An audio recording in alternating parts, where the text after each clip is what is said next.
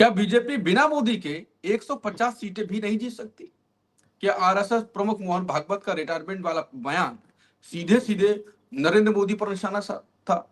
और क्या निशिकांत दुबे का यह बयान योगी और भागवत दोनों के लिए खुला चैलेंज है? दरअसल बीजेपी के चर्चित सांसद निशिकांत दुबे ने एक ऐसा बयान दे दिया है जिसने राजनीतिक गलियारों में हलचल मचा दी है।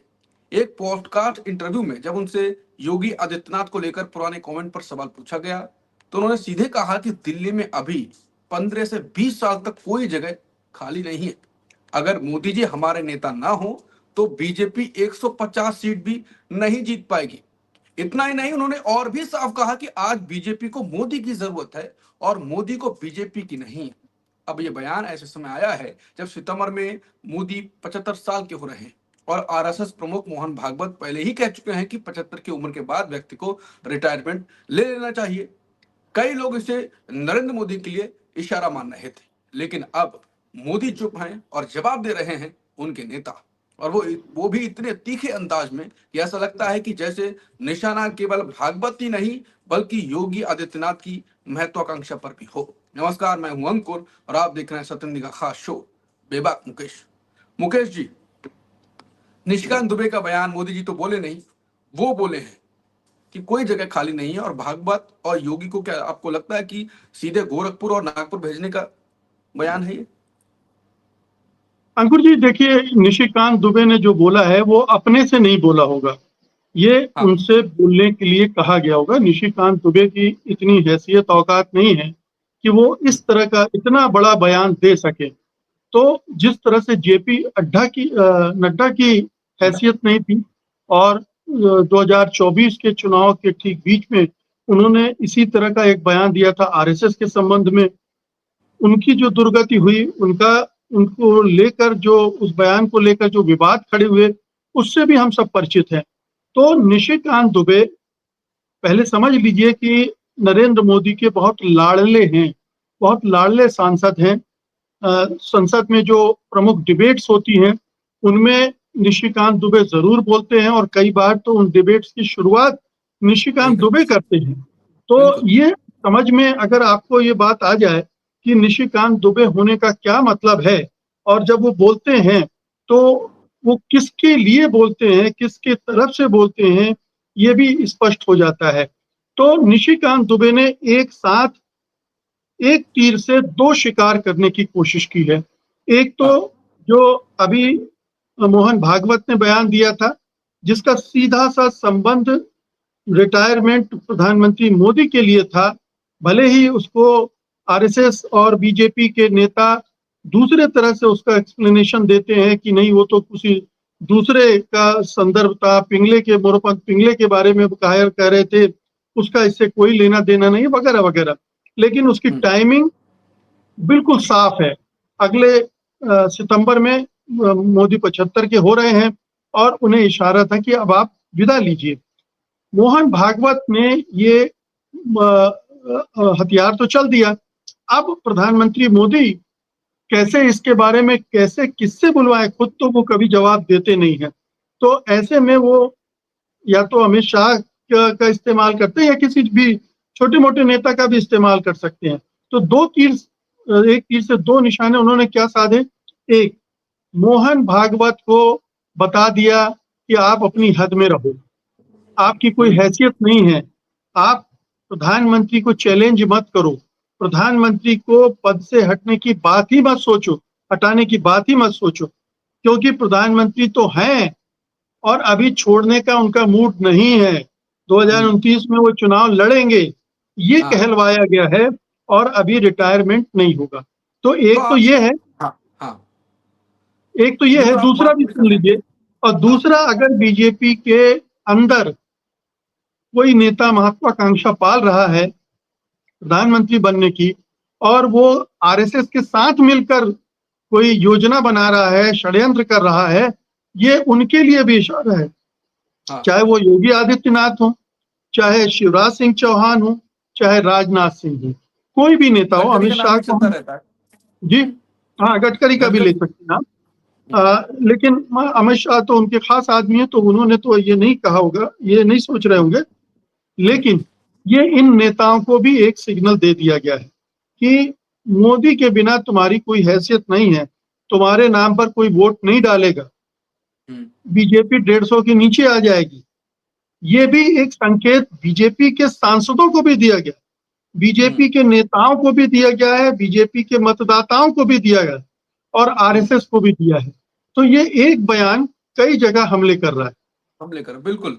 तो आपको क्या लगता है, आपने जैसे बता रहे हैं उससे लगता है कि निशिकांत दुबे ने ये बात नहीं उनसे कहलवाया गया है मोदी जी की तरफ से या किसी आला कमान की तरफ से? क्या आपको नहीं लगता कि निशिकांत दुबे जिस प्रकार से बोलते रहते हैं, उन्होंने खुश करने के लिए, मोदी को खुश करने के लिए कि मैं आपका पक्ष रख रहा हूं, और बोल दिया हो, और भागवत को भी गुस्सा कर दें मोदी के नाम पर? क्या ऐसा हो सकता है?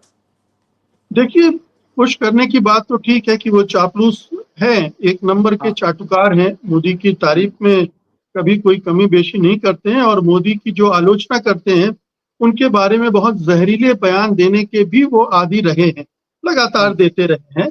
तो हम्म। इसमें तो कोई हैरत की बात नहीं होगी। लेकिन मुझे हम्म। ये लगता है कि बीजेपी का एक सांसद, एक नेता हम्म। इतनी हिम्मत कर ले कि हम्म। मोहन भागवत को भी चैलेंज करे, हम्म। बीजेपी के बारे में भी ये कह दे कि हम्म। माइनस मोदी बीजेपी 150 के अंदर निपट जाएगी। ये बिल्कुल। ये इतना उनमें दम नहीं है। ये हम्म। जरूर कहीं से फीड किया गया है सीधे प्रधानमंत्री की तरफ से या प्रधानमंत्री के जो प्रमुख लोग होंगे, सलाहकार और अमित शाह वगैरह, उनके जरिए फीड किया गया होगा या हम्म। किसी बातचीत में इस तरह का मैसेज दिया गया होगा जिसको अब निशिकांत दुबे मीडिया के साथ शेयर कर रहे हैं। हम्म। हो सकता है कि उस समय जेपी नड्डा ने जो बयान दिया था आरएसएस हम्म। को लेकर कि अब बीजेपी इंडिपेंडेंट हो गई है और उसे हम्म। आरएसएस की जरूरत नहीं है, ये उसका एक्सटेंशन भी दिखता है। आप अगर हम्म। निशिकांत बयान को देखें तो ये उसका एक्सटेंशन भी है जो जेपी नड्डा ने कहा है। जेपी नड्डा से किस कदर आरएसएस खफा था, उसने चुनाव से विड्रॉ कर लिया था और कहा जाता है कि अगर बीजेपी की सीटें 400 पार की सोची जा रही थी और 240 पे सिमट गई, तो उसकी एक वजह यह भी था कि आरएसएस ने अपना हाथ पीछे खींच लिया था। अब हम्म। ये वार्निंग नागपुर को भी दी जा रही है, लखनऊ को भी दी जा रही है और बीजेपी के तमाम नेताओं को दी जा रही है और एक निशिकांत दुबे दे रहे हैं जिनकी हम्म। वैसे कोई संगठन में कोई बड़ी हैसियत नहीं है, सरकार हम्म। में भी कोई बड़ी हैसियत नहीं है, लेकिन चूंकि उनकी पहचान बन चुकी है कि वो हम्म। एक तरह से कहना चाहिए प्रधानमंत्री की तरफ से लिंचमैन का काम कर रहे हैं, हम्म। लिंचिंग का काम करते हैं वो सोशल मीडिया पर, हम्म। प्रधानमंत्री के विरोधियों को लिंच करना, ये उनकी हैबिट है। हालांकि उनकी अपनी कोई छवि बहुत अच्छी नहीं है, उनकी डिग्री फर्जी बताई जाती है और उनको लेकर कोई बहुत अच्छी इमेज राजनीति में उनकी नहीं है। लेकिन प्रधानमंत्री या कई बार कई बड़े नेता ऐसे लोग अपने, जिनको कहना चाहिए बकैत और लठैत, अपने साथ रखते हैं जो उनके उनको डिफेंड करने के काम आते हैं।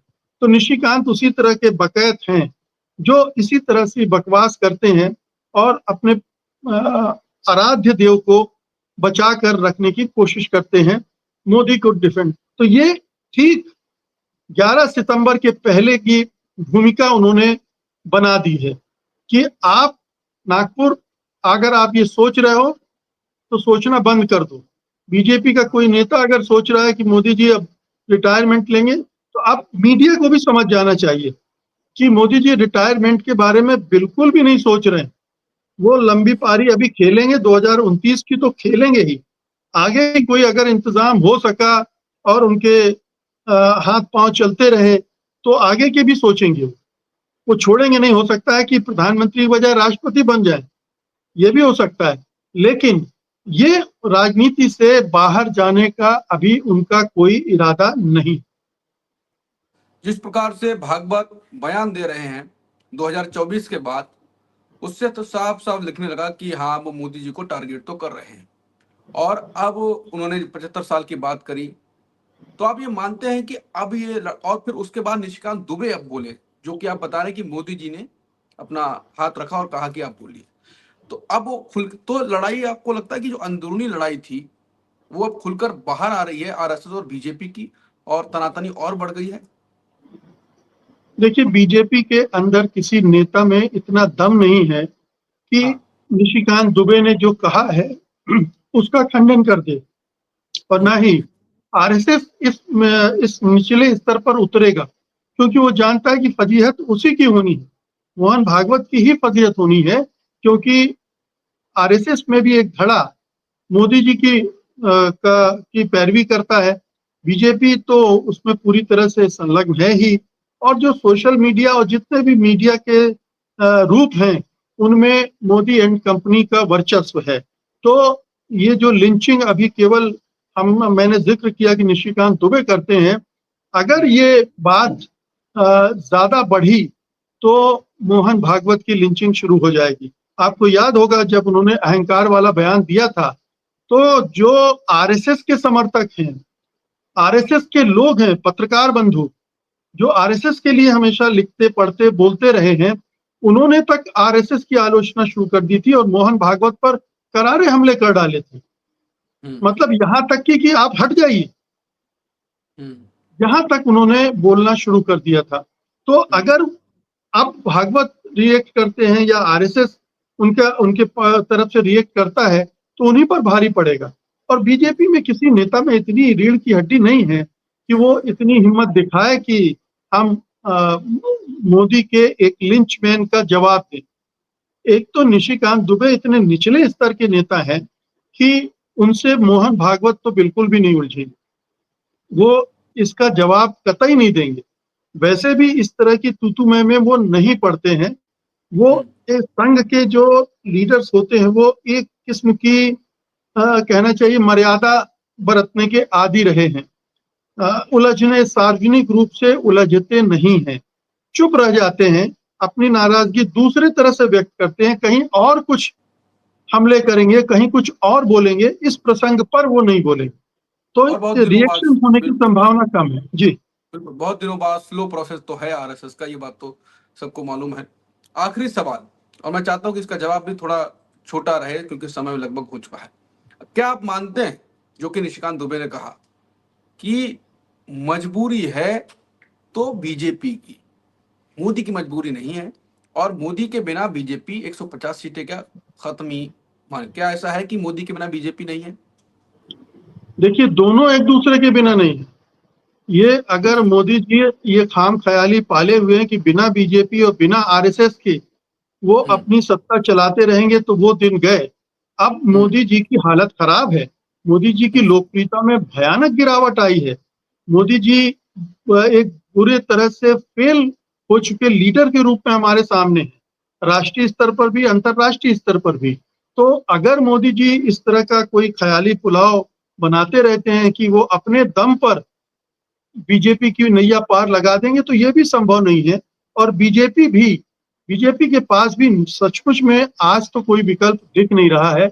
मोदी ने जिस तरह से अपने आप को खड़ा कर लिया है, और जितने भी दूसरे तीसरे नंबर के नेता हैं, उनकी कतर ब्योत कर दी है, उनको कट टू साइज कर दिया है। तो इसलिए बीजेपी के लिए भी बहुत मुश्किल होगा। दोनों की मजबूरियां हैं, बिल्कुल। दोनों एक दूसरे जब पर आश्रित हैं। बिल्कुल, तो समय लगभग हो चुका है, अब बात यहीं पे खत्म करते हैं। और बात जैसे कि मुकेश जी ने कहा, तो क्या कोई अगर नेता कहे कि ये नेता हमारी मजबूरी है, तो मजबूरी कहने में भी एक राजनीति तो होती है। 2029 तक क्या मोदी बीजेपी की मजबूरी बनी रहेंगे या कोई और पलटवार हो सकता है? ये आप कमेंट सेक्शन में हमें बताएं, और ऐसे और विषयों पर चर्चा के लिए, देखने के लिए, वीडियो रिपोर्ट्स देखने के लिए आप सत्यनिधि को सब्सक्राइब भी करें। और सत्यनिधि का एक ऐप भी है, उसे डाउनलोड कर लें और एक ही जगह पर पूरा कंटेंट पा जाए उसका।